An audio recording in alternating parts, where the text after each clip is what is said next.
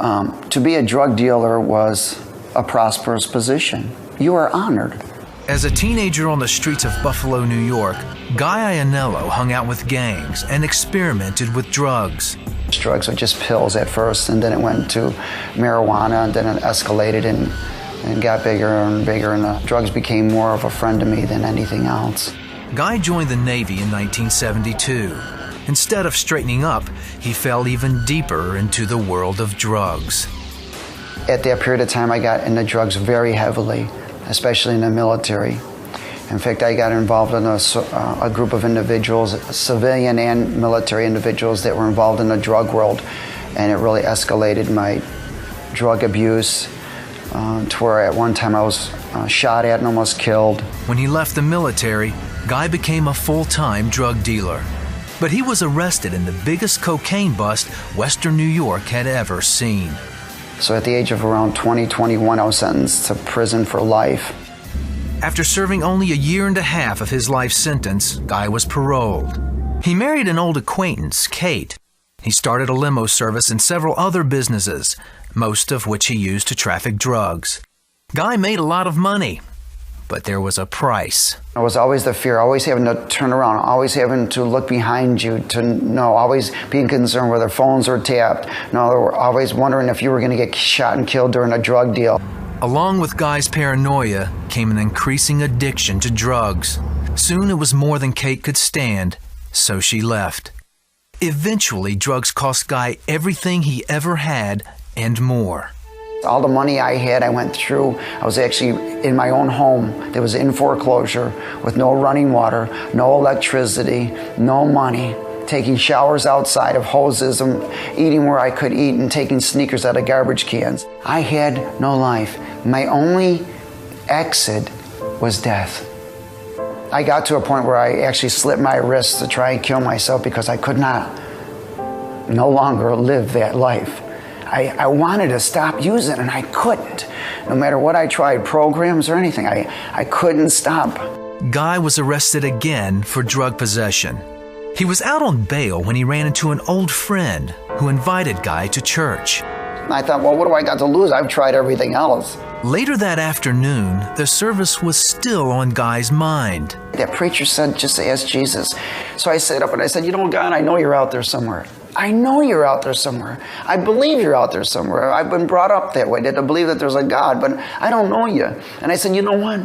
I began to weep and cry, and I began to repent. I said, you know how many people I've hurt? I said, I'm sorry.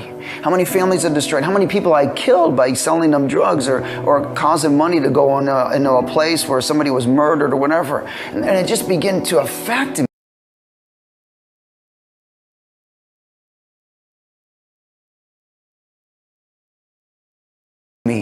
Terribly, and I began to weep and cry, and I said, I'm sorry for everything I've ever done. And I said, Jesus, please take this life over and come into this heart, take me. All of a sudden this love started filling me, and it was overwhelming me, and I began to discern or compare that this love was everything I've been looking for through drugs, alcohol, women, power, money.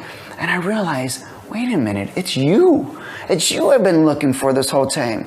You. Guy couldn't wait to tell everyone he knew about his encounter with Christ. He even flew out to tell his ex-wife.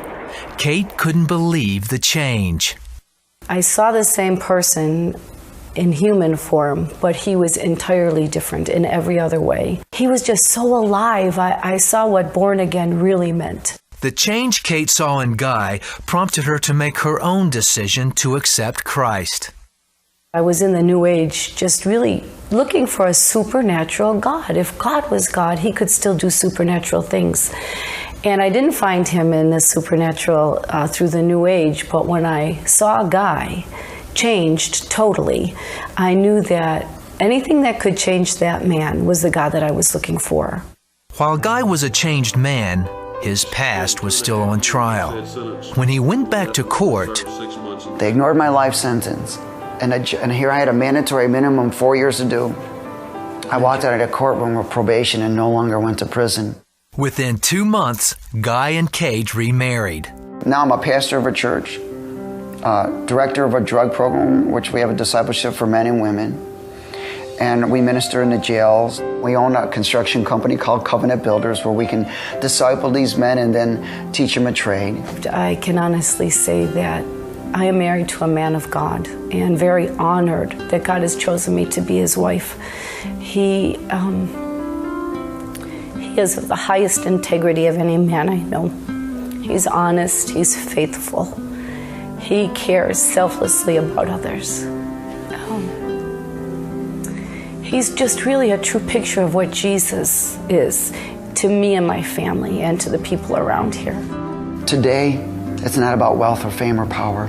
I am so rich, rich with his love, rich with his presence, rich